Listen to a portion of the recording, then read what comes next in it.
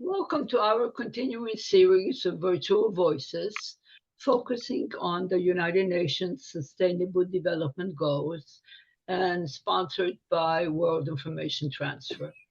Our presenter today is Nicole Eckberg, who is an educator, digital strategist, and speaker specializing in child development and trauma informed teaching. She holds a Master's of Science in Instructional Technology and Design and Child Development. Has extensive experience working with diverse learners from children with special needs to adults in educational and business settings. She champions emotionally intelligent education, the protection of normal childhood development, and women's empowerment to help children succeed. Recently, she has applied her expertise to digital marketing, assisting medical professionals with clear and empathetic communication. Her core mission is to help individuals discover their true selves, safeguard children, and empower voices for a successful future. Over to you, Nicole Eckberg. Thank you so much for having me today. It is truly an honor to speak. This is a picture of me with my three children. I wanted to make a little bit more of a visual connection so you can understand my heart. I was just given a beautiful introduction, so some of these components will be repetitive. I met Jessica around Easter, and we had a beautiful conversation that led to me wanting to share about social emotional learning and how this applies to what's happening in our world today. Before I share how this connects to what's happening in the world in and out of the classroom, after speaking with Jessica and learning about one of the top components, SDG 5, gender equality with world information transfer, I was trying to land the plane, so to speak, on what my objective is with speaking today. And I would say it is the empowerment of women that are the key to this, to making this shift. So I have authenticity is greater than connection, is greater than love. Everyone wants love, but we can't have that without connection, and we can't have that without authenticity. So this is essential because equity and the excellence are in CASTLE. So collaborative for academic, social, and emotional learning. This is where the curriculum social emotional learning came from. It's driven by a vision for all children and adults as self-aware, caring, connected, responsible, engaged, and lifelong learners. And within this group, I found this quote on the website that was really profound to me: the seven blunders of the world that lead to violence: wealth without work, pleasure without conscience, knowledge with character, commerce without morality, science without humanity, worship without sacrifice, politics without principle. And that was Gandhi. So the ball was really rolling for me, so to speak, on how this all patches together, and it was, so to say, the cherry on top of a sundae. The SDG gender 5, gender equality, on achieve gender equality and empower all women and girls, starts with mothers implementing SEL, social emotional learning, at home to safeguard our children. So before I get into why that's important and why we need to do it. My journey, as she just touched on a little bit, I've had 15 plus years in education in public schools, virtual academies, nonprofit work. I've worked with children, as she mentioned, with special needs, while also in low income communities, and not just in America, and homeschool communities, which is a very different world than brick and mortar classroom, and still very relevant. I had the opportunity for missionary work in Mexico that was life altering experience. Working as a reading specialist, even though that was higher socioeconomic status, I realized that there's a different type of struggle that those students are encountering that is affecting their performance.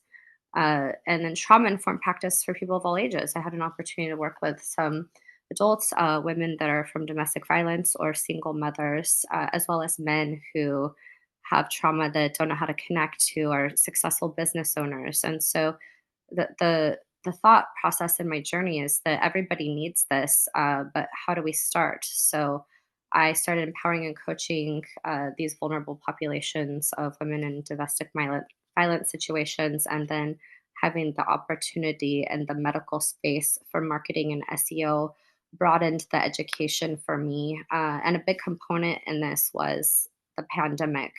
So, everyone being isolated, we still don't entirely know what that has done to us, especially children, and medicine and technology. Everything just launched, it skyrocketed. And I want to tie all of these things together that were a part of my journey and help others.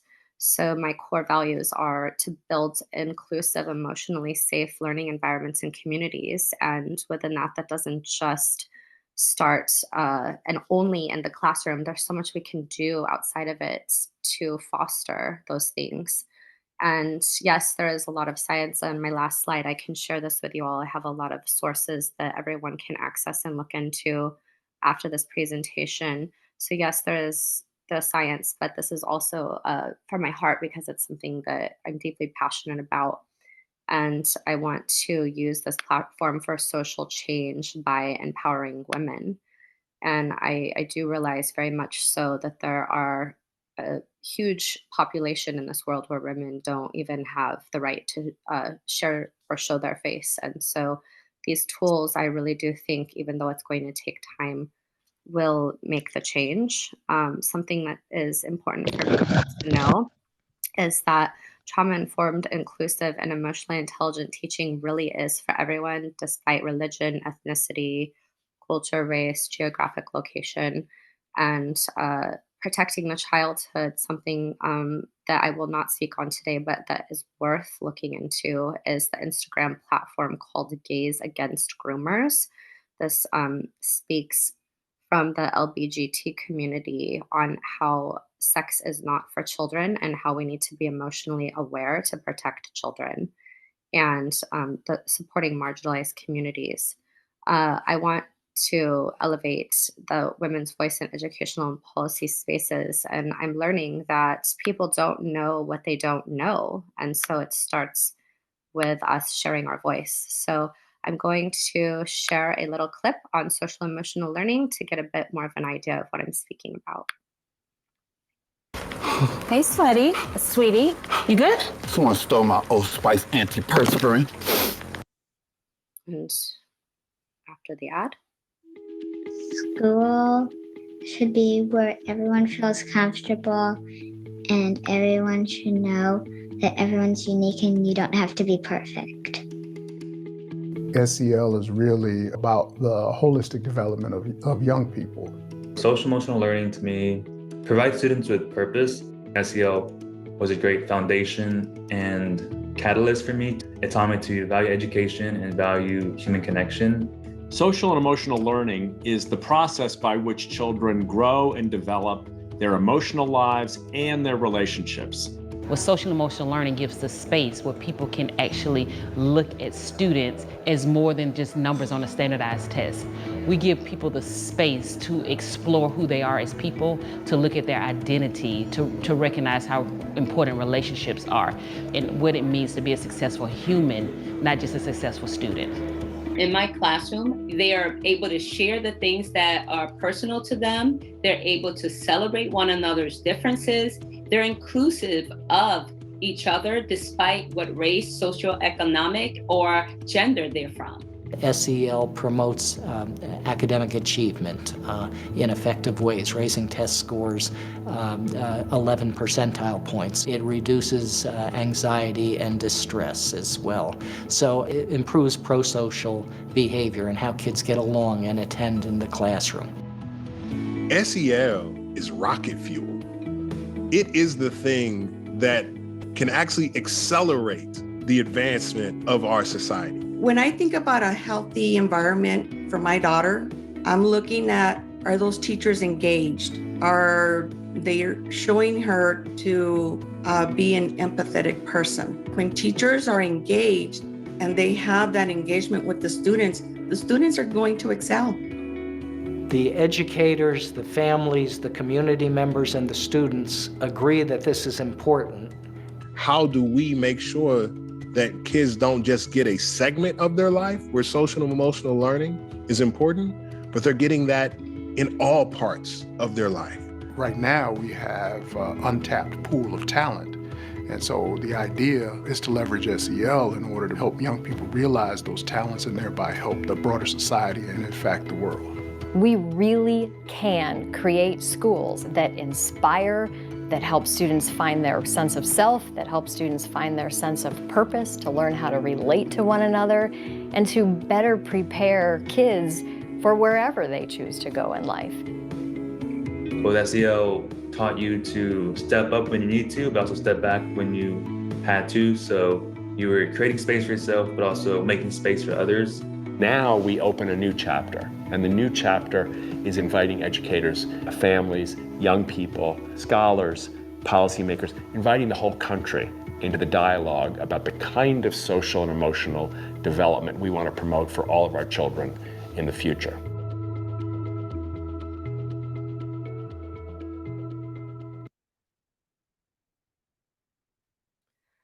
So the first time I heard about social emotional learning was when my children returned to the classroom after the pandemic lockdown. And their district isn't the only one that is receiving this program. I checked, and there are thousands of schools. And I read the email from the district, and I knew, even though at the moment I couldn't fully, it didn't fully resonate, I knew that this was something powerful. And as I was reading about it, I was just like, oh, it's so interesting. They're now going to require our kids to do this. So they're receiving a report card on language arts, math, science, social studies, art, music, PE, but not emotions. And then the next thought, I just had like this surge of feelings and my own emotions that I couldn't even process. Then my next thought was, why are we requiring the kids to do it when a big portion of adults can't do it themselves? And then I realized that that was who they could touch first. And so even though there's so many, disgusting, horrible things happening in the world, I was like, finally, like a light, a flicker. And I was hopeful and so inspired. And so social emotional learning is so much more than something that's happening in the classroom. It's a lifelong process that involves acquiring and applying skills to manage emotions, build relationships, and make responsible decisions. So it's not just for America. It supports equity. It's for everyone. It supports authentic school family community, which family community and just community in general is absolutely so necessary from the very beginning of human life. Thinking bat loincloth, the woman was supposed to be, the caretaker in the heart of the home. And fostering trust and collaborative relationships, we have to do it together. We have to link arms. There's strength in numbers. Promoting rigorous and meaningful curriculum and instruction. There's a fundamental. There's something that is the very basics to this to get it going for children. There's things that they need before they can learn, and applying an ongoing evaluation of policies, practices, and outcomes. So the world's always changing. People are always evolving. And so we have to go back and look like, what does the data say? How are people responding? Is this working? Is it not working? One of the most I guess things that was shocking for me was to see this graph. This symbol is straight from social emotional learning website. You can see social emotional learning in the center and the five key components: self-awareness, self-management, responsible decision making, relationship skills, social awareness. You can see the outer ridge here says social emotional learning curriculum and instruction in the classroom, and then we have school-wide practices and policies in the school, and then family and community partnership, homes and communities. And again, I thought, why is this band on the outside? Why is this not the first thing on the inside? And it was, again, because the children were who they could reach first. So now my kids are bringing home a worksheet where maybe, they had an outburst of emotions that they didn't understand that was disruptive in the classroom. And instead of like punishing them, the discipline is to sit there and self evaluate and have this awareness. What were you feeling in that moment when it happened? And they're really helping them understand all the different emotions. And I'm not sure, if anyone's spoken or aware of Brene Brown Atlas of the Heart, but she road mapped every single emotion that exists in humans and connect what you think in your brain and what you feel in your heart. And basically, this is what they're doing, and it diffuses so many situations. It helps the kids be focused. It decreases anxiety. It helps them connect with other people so they can understand and be empathetic to someone else's journey in the classroom, even though that's not their story. And yes, I'm just sitting here over and over and over again thinking they're doing this, but we have so many adults in our world who are completely clueless and removed from this thought process or way of thinking. And we didn't get this opportunity in the classroom when we went to school, but it's here now, and there's so much that we can do to support it, even if we have a child that is not receiving this instruction. So continues the improvement for systemic SEL implementation. Where do we want to go? Where are we now? And where have we been? So this is a very strategic, and it goes in a circle. So we must organize, implement, improve. And it starts by building this foundation, this foundational support and plan. And if you caught it in the little clip, he said we are now inviting communities and homes. And so that's our part, and we can't let it fall through the cracks. And so, how do we get from where we are now to where we want to be? Implementation, interim data tracking, progress monitoring. You can see here implement, gather data, reflect regularly, make real time pivots. So what one cycle maybe for one country may not be identical to the other, and so data tracking is so important because if we look at like where one school is, for example, in America this year versus next year, they're looking at the same group of people one year to the next. They're not necessarily looking at one school versus another school. They will look at the data first within itself, and then they will collaborate together and say, well, what are you doing? How can I sharpen my skill set? But it's not a comparison, like comparison trap of what you're doing is working faster necessarily. It's that we have to evaluate and analyze what each group is doing. So another place to take a look, they do have a platform on X, SEL Learning EDU. I do not work for this company. I have not even been trained in social emotional learning because I have a background in education. I have read their curriculum and I understand it, and it is very powerful. I again can share this slideshow and email it. There are clickable links with the main site. And this anxiety article is very powerful. They also have an article on balancing social emotional learning from UC Berkeley. I'm going to open that tab. So this is advancing social and emotional health for California students and educators. And again, this is so much more than California. This is something that can be applied to everywhere. So they are talking about here in this study, and I will share these slides and the support and what they found. So this is, very relevant and credible. Here's something nationally. We have the Learning Policy Institute Research Action Impact, Evidence for Social Emotional Learning in Schools. And so we know that it works. And so we want to apply it to the community and homes. And you can see here, there is a 23% increase in social and emotional skills, an increase in standardized achievement test scores. It's not, as you can see, it's not always about test scores. There's a reduction in problem behavior. There's a reduction in emotional distress. There's an improvement in attitude about self, others, and school, an improvement in pro-social behavior.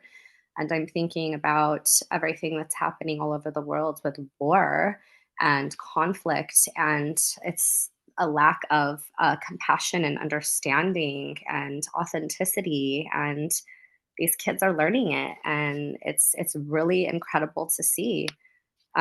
There's the strategies. So we need to create trauma informed learning environments, embrace inclusive practices that honor diverse backgrounds. That is absolutely not happening right now. We need to integrate social emotional learning into everyday activities. We've got to educate the same way these kids are breaking down each emotion and what it means and how it connects brain to heart, we must, as adults, it is our responsibility. Their generation may get it, but that's going to take some time. What can we do now to equip people with the tools and encourage student voices and leadership? There's so many young girls, junior high and high school age, who have a voice, and we must spark that platform and guide them and sharpen them, and we must do it for ourselves first. Women in education advocacy, the role of women. Women are going to be the catalyst for this change. We must reshape educational narratives, and this starts in the home. Again, women have been silenced in so many areas of the world, and their voice matters. And I do understand that there are many places where women cannot do that, but there's a spark, and this light has happened and it's been ignited. And there is something that we can do, even if there are tiny little pinky toe of a step in certain parts of the world. There is something we can do. Building the community support and cultural shifts through policy and curriculum development. I've had people from other countries reach out to me and ask me, can you review, my proposal? I just had someone from the Ukraine about the school that I built, and getting it out there and educating people and equipping people. And there's, again, it's not just language arts, math, science, and social studies. There's something about the emotions and equipping people with the tools that we can start uh, showing them and saying, here's the information, and this is what we do with it. This is how it's relevant. Elevating women's perspective to protect childhood and promote equity.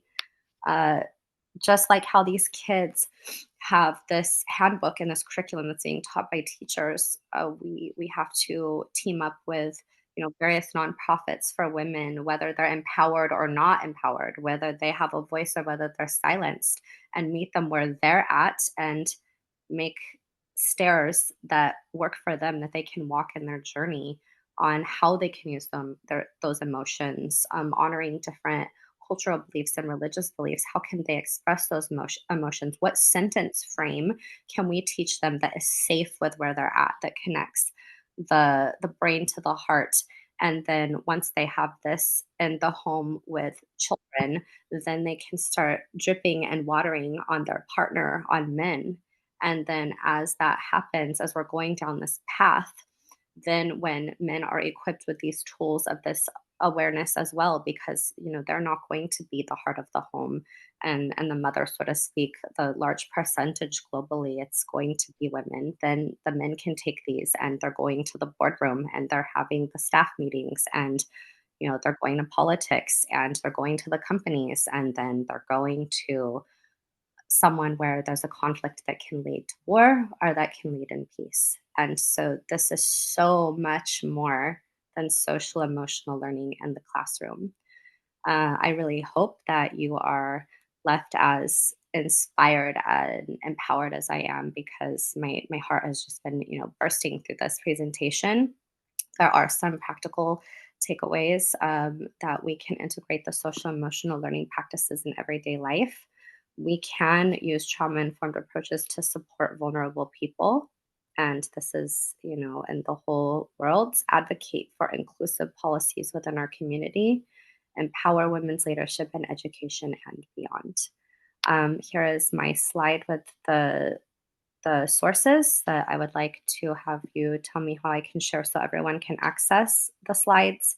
And the final thoughts that I would like to leave you with is supporting every child starts with creating safe, inclusive environments and amplifying women's voices in our world.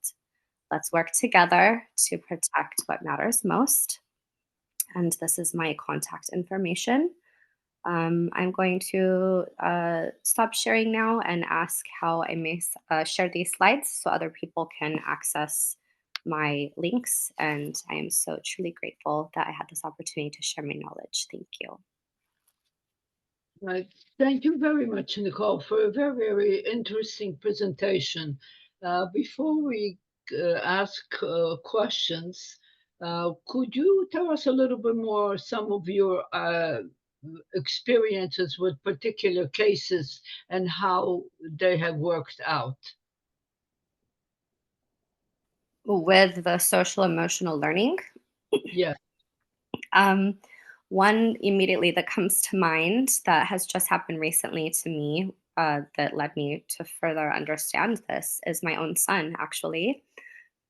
In a nutshell, my son, when he was 3 years old, experienced a traumatic event and fell out of a second-story window. And he was completely unharmed without a scratch or a bruise. And it was definitely a real life miracle for me to witness. And I have been careful to honor his own feelings, even though it has left a traumatic impression on my life where I didn't want to impose my feelings on him, so to speak. So I let him come to me and organically share if he remembered or if it came up. And he is now 9 years old. He'll be 10 in December. And this happened when he had just turned 3. And he has rarely, but has brought up that he died that day and that he came back from heaven and they told him, you can't come yet. It's not your time. You have to go back. And it was really a spiritual experience for him. And the part of falling 14 feet to a concrete driveway and being left without a scrape or bruise is really unbelievable. But he never flatlined in vitals. So for him to say in his head he died, that was his own story.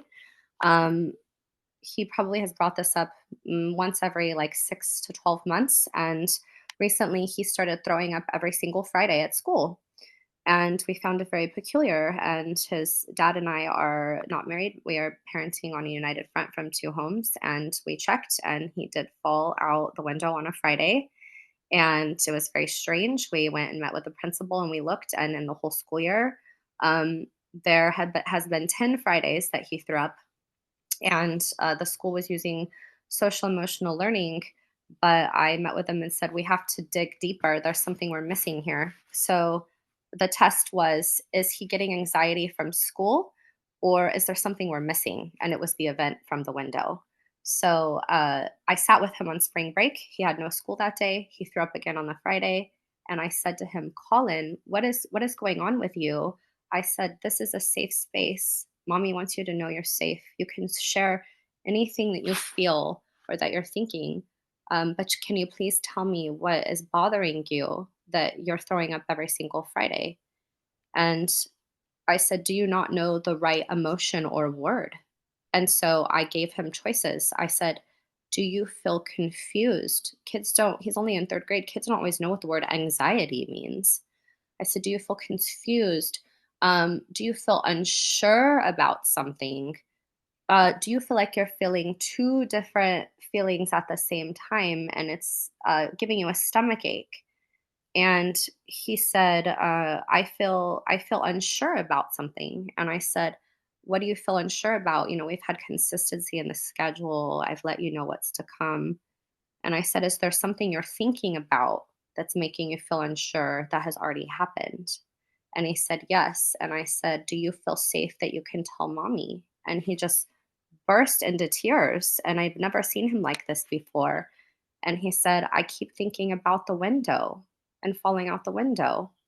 And it's like I had to prompt him so many times with so many different words because he didn't even know. And if I just would have said, oh, it's anxiety, we never would have got to the root of actually what was going on. So then I went back to the classroom and they designed a grid on for like colors and emotions, like with emojis. So it didn't call him out at school and embarrass him. And if he started to feel this feeling again, he could point.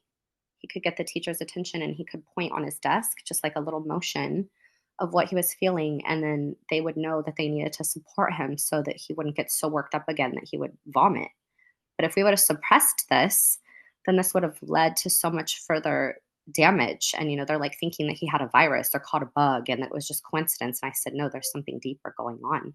So if I didn't have this as a guide, then we wouldn't really have been able to get to the bottom of what the anxiousness was coming from. And now we're more aware.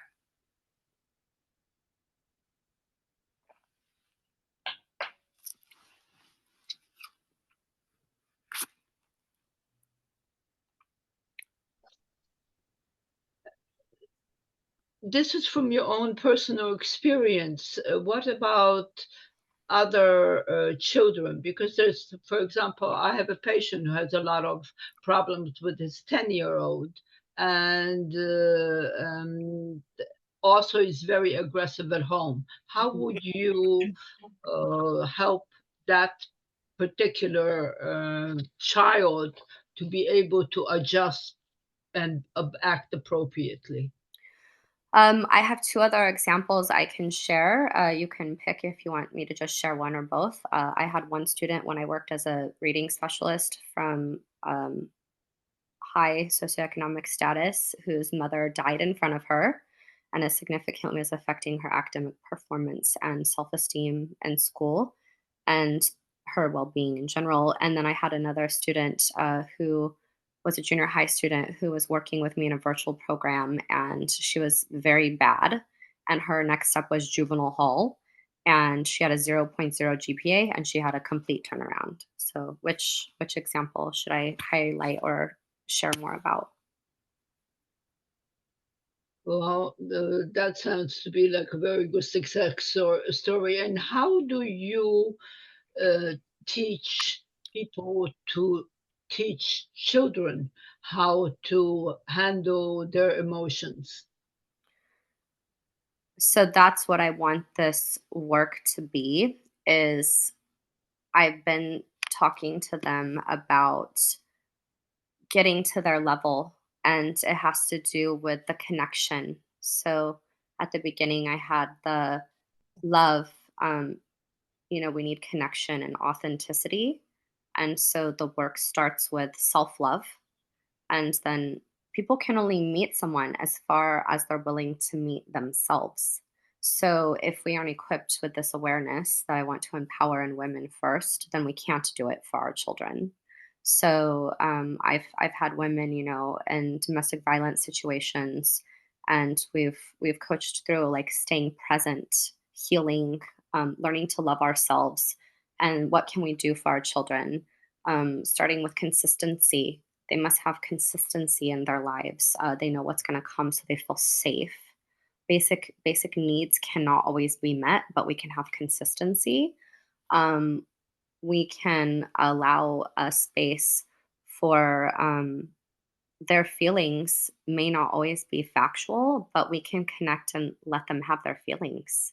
And I think so many people uh, don't want their children to be uncomfortable, that they accidentally invalidate their feelings.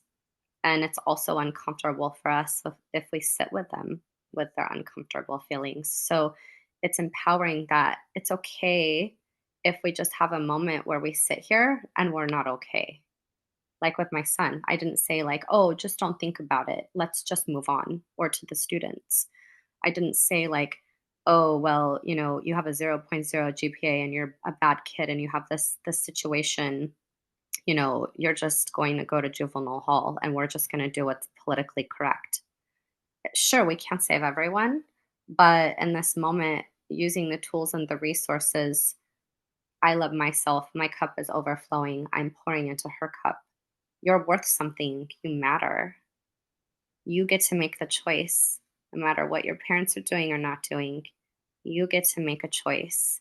And in that case, telling that student, you're ripping off your own life. You were made for so much more than this.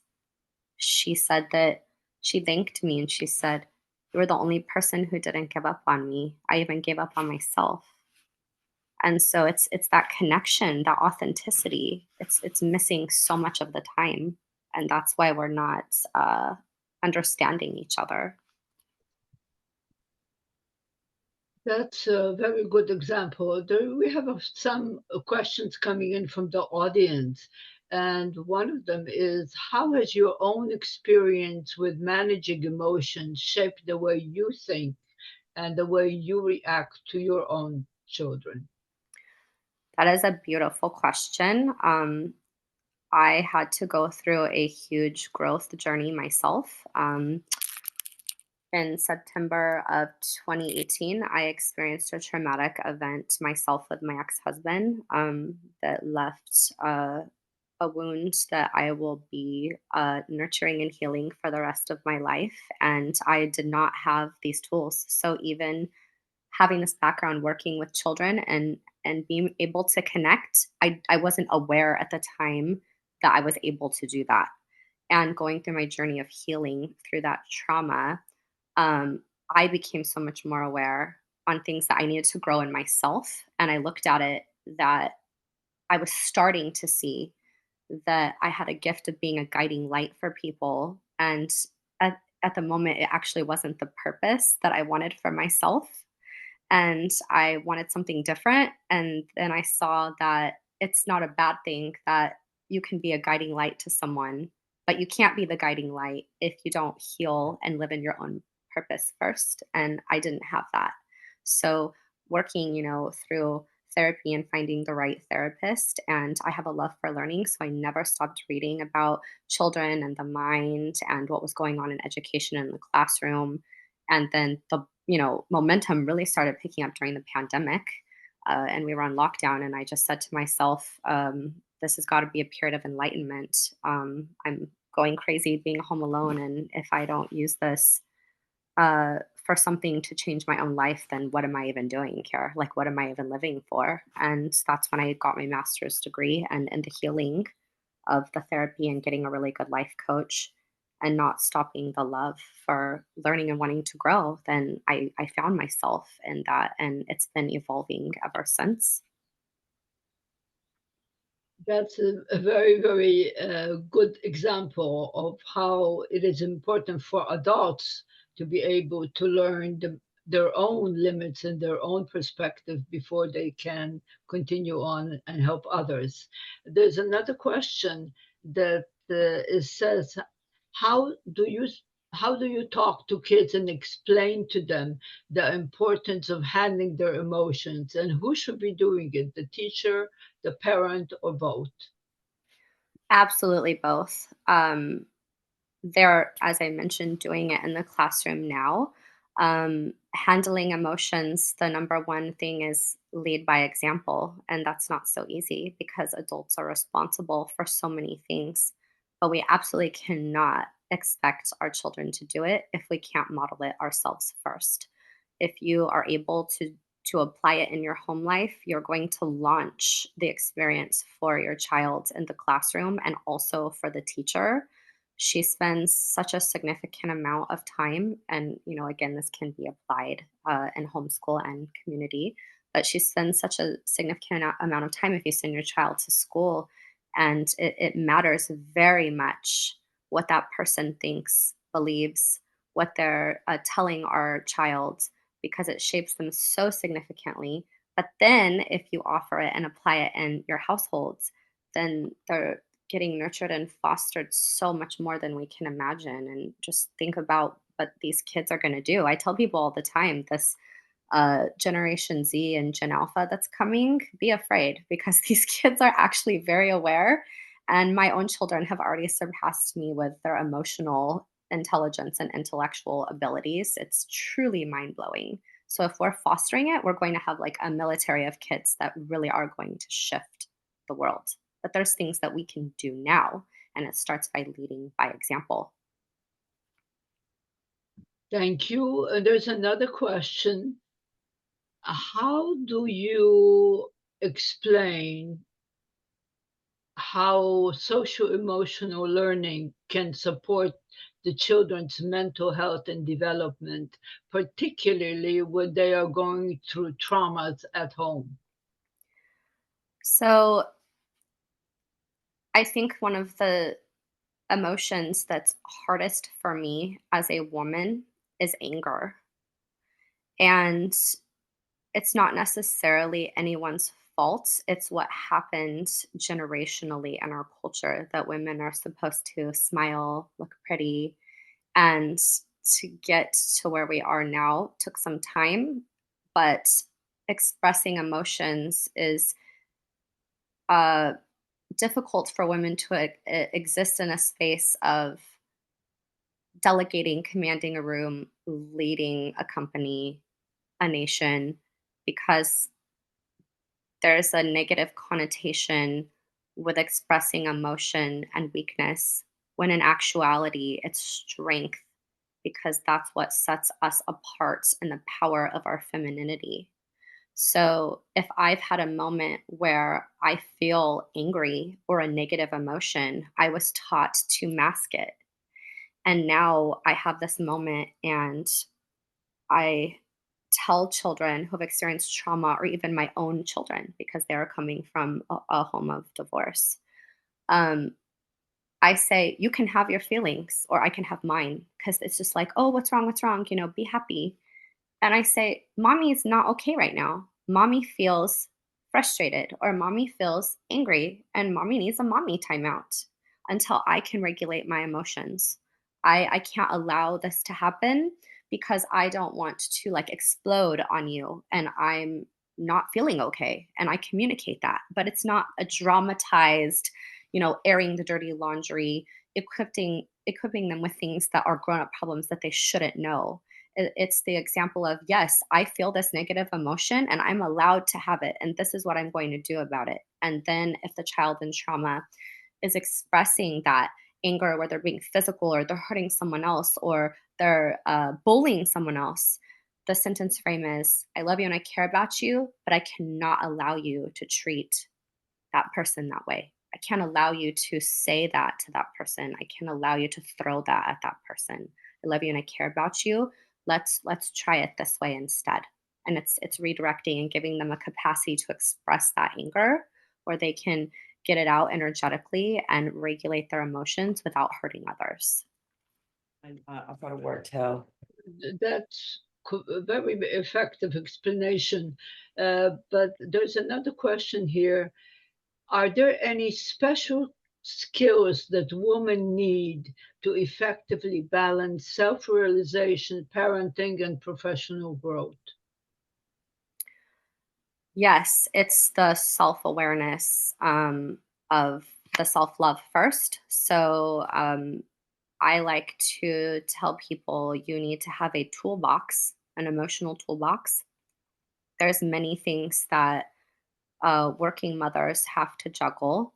So you have to ask yourself, if I were to, and it's going to sound silly at first, but I did actually take a university course on self care and I had my kids do it with me. Um, how can you romanticize your own life in reality? So if you wake up every single day, it looks different for each person. What makes me feel the most loved and peaceful and equipped to take on the day and do all the things that I have to do and manage the stress of work and being a partner and the world and being a parent? And it is romanticizing your own life. What tools would you put in that toolbox for yourself? For me, I've learned the self care that I like my space to be organized. I like the things around me to look pretty.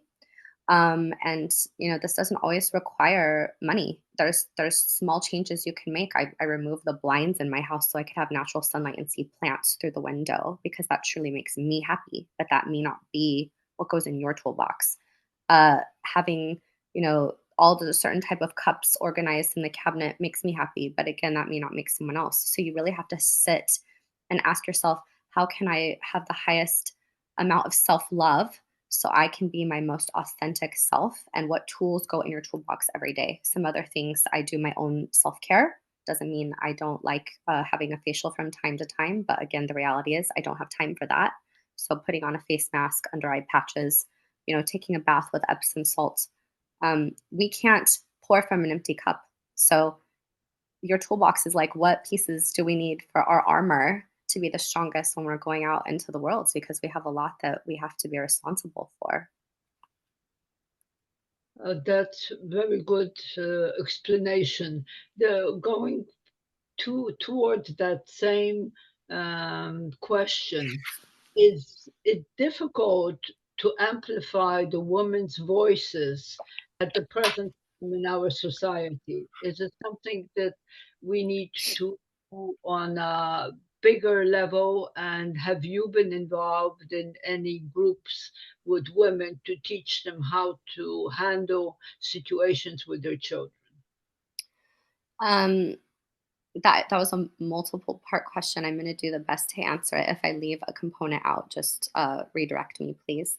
Yes, I have been a part of a group called Mothers of Preschoolers. It is a global organization. The group that I was a part of in my hometown, Bakersfield, California, stepped away from it because they changed their mission statement, but the community is the same. It is a group of women where when you have a baby, you come and meet with this collection of women from all different backgrounds and walks of life. And you sit at this table and you share a meal and you talk about something, it's flourishing women and empowering women. And if your baby gets fussy, there is a mentor mom who's older, whose kids are older, and they come and they hold your baby so you can enjoy your meal without disruption. And this cycle continues. So I started when my oldest daughter was a baby. She's now 13. She'll be 14 in September. And I was the mom who just wanted to eat a meal and not have to be disrupted by my baby crying or have to breastfeed. And these older moms would take the baby, take it for a walk, make them happy. When they get a little older and they don't need to be right next to you, they provide a free childcare during the meeting, like, a little preschool setting. They do like an art project and they have a snack. And these women really pour into each other to empower one another. And then as my kids got older, I went into the mentor role. And that's where I'm at now, where I'm empowering new mothers and I'm that space for them to guide them. Like they're depressed after they have a baby, they're drowning because they don't realize how much work this tiny human was going to be. And they feel like a failure. And there's just this whirlwind that they're living with. And I'm the voice. I'm empowering them like it's going to be okay. Like, let's take it one day at a time. Like, what can we do for you to feel peaceful? And there's so many women that did that for me and still do that for me. And it's so much deeper than that. They meet for walks. We have organizations where we get together and we trade clothes. And these people come from higher incomes, and it's that community is so special. You could say like, "Hey, I'm looking for this. Does anyone have one?" And we have our own moms swap page. But it wasn't just that. I asked. I have a friend who had a double mastectomy. Does anybody know where I can get her a prayer blanket? And so the community is just so much more than meeting and sharing a meal and having someone hold your baby. And this space is, I feel like, what is missing for many women, and it's hard to find. I checked in Los Angeles, and there is, so far I have not found a community that's the same. And so I'm now empowering the women there to create that. Thank you. And this question is from our from our audience abroad. To what extent does a post-traumatic stress disorder influence the development of a child, and how do you suggest that it be handled? Um, I cannot give you exact research to answer the question and application to a child, but recent medical journals that I have read on PTSD point to that it remaps your brain, where when you experience an so PTSD is that you truly felt a life-threatening experience, and so the mapping in your brain is altered, and they can see now that it actually leaves a marker on your eye. And you now, after the PTSD experience, when you go into an unfamiliar situation, even if it's a good one, so unfamiliar, like going into a concert hall and you're going to hear beautiful music that speaks to your soul, the unfamiliarness puts your brain into fight or flight mode. And so you're causing so much like distress to your body because you're essentially operating, in constant trauma response, even in something that's good, that's unfamiliar. So there are techniques, the RAS, the reticular activation system, you can remap. It is possible. It does require like very intentional practice. I have done it myself, and basically, there's been a groove for the trauma that the neurons are firing, and it's going down the groove of where the trauma is, like as if you built a freeway. So it's just the path of least resistance. That's where it's going to go. And you have to train your brain to create a new groove that is soothing and peaceful and not, distress. That's a voice of reason that feels safe and calm. And that discipline of doing that over and over again, then the neurons will fire that way instead of to the trauma, but it will always require like an attention and redirect. A most recent article I was just given actually this past weekend points that, and this is a very controversial topic, and I don't, I'm not a doctor, I can't say that you could apply this to children, but my intuition's telling me it's not appropriate. They do now have research that points to specific MDMA therapy that will 100% reverse the PTSD. That's the newest findings, and that's shocking to me, but it's very hopeful. Uh, Thank you. That is also very, very helpful. The other question is, have you personally been working with people who have come to America because of the situations that they and their children uh, suffered in different countries? The countries where there's a lot of fighting and a lot of disruption in the system. And have you found any particular way of being able to modify that, or with the help of the medical professionals that you use, have you been able to be put together some programs that can be effective in this process? I would love to put programs together, in my own personal journey. I feel like I'm just doing a webinar. I feel like the momentum has picked up very quickly, probably like in the past year and a half for me. And it was in my own journey finding the right conversations to be led to this. So I hope that that is something bigger that is to come. I have spoke with women with children who were in Ukraine with the war and left their families and made it to America. And just in passing and using the restroom, and for whatever reason, they felt like telling me their story, and just me bursting into tears from hearing their heart. I've worked with many people in Mexico. That's probably the largest population. Many homeless migrant farm workers. They're really just trying to make a dollar and a way to take care of their kids. Um, the thing that comes, oh, and I several men also from the Ukraine as well. And they're working on a purpose or something here that is beautiful, but also so they can send money to their family. The common denominator I'm finding with every single one of these people who I met, some by career, some by chance, is they were looking for their purpose. They felt like that they were in survival mode because of what they had experienced with corruption or war or poverty. And at the very heart of it, they were looking for their purpose, and they felt safe connecting with me for whatever reason. It's just the way that the situations that were spontaneous led, and I talked to them about how to tap into their purpose, and they felt very inspired. And it was like the juice, so to speak, that jump charged their battery to keep going, and that gave them hope.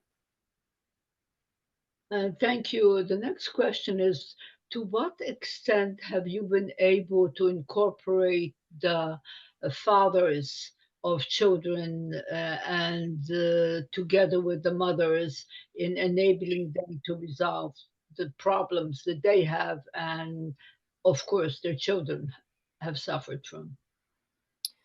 That's a beautiful question, and fathers are such an important role in this. But since women are wired for communication first, we have to be the space to tap into them. Really empowering males to be the protector, but fostering that through the emotional awareness is very challenging because the generations, mine and older, they were just taught like you don't show emotion if you're a man, and it's not um emasculating to stand in that power and know how you can have a boundary and feel. Again, one of my favorite sentence frames that I have given the father to my children as well. I am engaged to, so as well as my fiance. I say when something happens, it matters when you are putting a child in a boundary. A boundary is not a bad thing, it helps them feel safe. It matters in that situation more if they hear it from the father. So I can feel the temperature rising, so to speak, with my kids. It's like a dial, like it's like going up, up, up, up, up, and I'm like, someone's gonna snap. And I'm just like, okay, let's bring it down. But if I say, you say to the man, I cannot allow you to speak to your mother that way. And it's in a firm voice, but it's not a abusive voice. I cannot allow you to speak to your mother that way, or I cannot allow you to act this way. Like, we will have peace. Like, everyone take a breath, go outside. It matters so much more. It almost like jolts the kid, like, oh, there's my safety net. Like, let me snap back in line. And so, having those conversations. So, being authentic, we can only be as authentic with our partner as we can be with ourselves. Have you gone to those uncomfortable places emotionally and talked about those things with yourself? Is the voice in your head like that? Then do you have that, intimacy with your partner and that connection and love? You can say, I need you to say this. I need you to say this. And I told, my fiance this. It matters. Say to them, I love you and I care about you. I cannot allow you to speak to your mother that way, or I cannot allow you to act with each other that way. We are here enjoying an experience, like, behave. It makes so much more of a difference coming from the man. So we do need both. Thank you. And this is the last question. And what key skills do fathers and mothers need to effectively balance the self-realization and professional growth of their children? Sorry, it broke up a little bit. Balancing with the world. I lost a part of it, that last part. Yes, to what extent does effectively balance self-realization? How do you help parents to do that? And to Self-realization. what extent do you need others to help in that? We always need others to help. It truly takes a village, and that's why in that slide, with the classroom and the schools, the circle, the outer edge was inviting families and communities, when really the graph should be the other way, and it should start with family and community. So we always need others to help. You know, the self realization. It comes down to really, like, can you listen inside of yourself to that level of consciousness that people have been talking about for the ages. That level of consciousness inside of yourself that whispers is not ego. That is something that comes from goodness, that is to guide you. And we don't always want to listen to that. And sometimes we can't hear it. So there's too much noise. So if you can't do it for yourself first, then you can't teach someone else. So it's like the analogy, if the plane's going down and you have to put your mask on first before you help someone else, you obviously wouldn't put someone else's mask on first, because then you won't have air and you'll go unconscious. So that self-realization, again, self-love, that toolbox, what's going in there, how are you operating as your highest self? It requires so much self-discipline. um, getting comfortable with being uncomfortable, adopting growth mindset instead of fixed mindset. You could be the smartest person in the world, but you can't just decide today, okay, I've had enough of learning. That's it. Like, I don't have anything else I need to learn in my life. If that's our mentality, then you might as well just accept, like, your life being over and being dead. Seriously, because if we aren't going to continue to be self-aware and grow and have a growth mindset for improvement, humans are always growing and improving, then we can't share that. It's impossible. So your number one job is to love yourself and stand in your purpose so much that you are overflowing, that you can share that light with others and empower them. So you get up here and you're not like, oh, I'm up here, I'm pushing you down now, I'm at the top. There's room for everyone at the top. So when you get there and you understand, then you reach down and you say, okay, now I'll pull you up with me. Thank you very, very much for a very interesting presentation, and we wish you continued success in your future endeavors to help children, parents, and basically communities to do the right thing in self realization. Have a good week.